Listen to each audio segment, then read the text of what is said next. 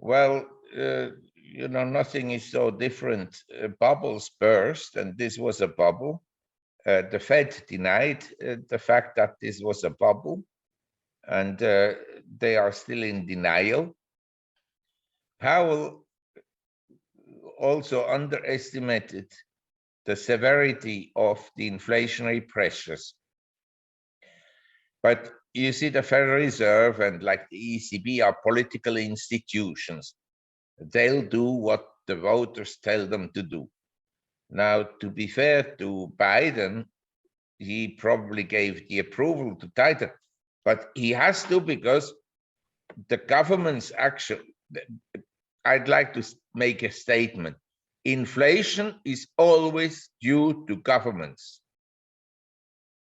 1800 to 1900 in the US, the federal government was very small, no inflation. We didn't have a central bank, no inflation. The moment, your viewers, I suppose you told me most of them are younger people, they should go back and look. They can enter on YouTube Milton Friedman. Milton Friedman gave several interviews and speeches in the 70s, okay, during an inflationary period.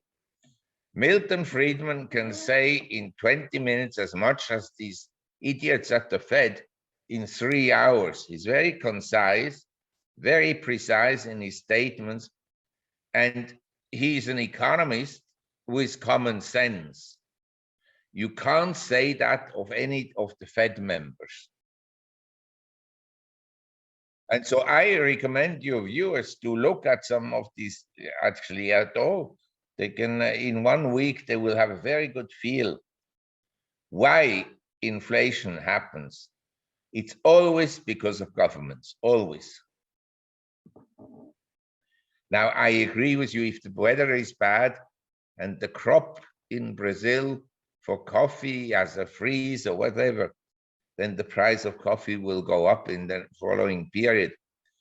But it will then fall again once the weather improves. You understand? That I don't call necessarily inflation. But when across the board prices go up and people misunderstand, they think inflation is when the price of bread and butter and meat and so forth goes up. This is inflation. When stocks go up, they don't think of it as inflation, but it is a symptom of inflation when stocks go through the roof. It's always a monetary phenomenon combined with government spending.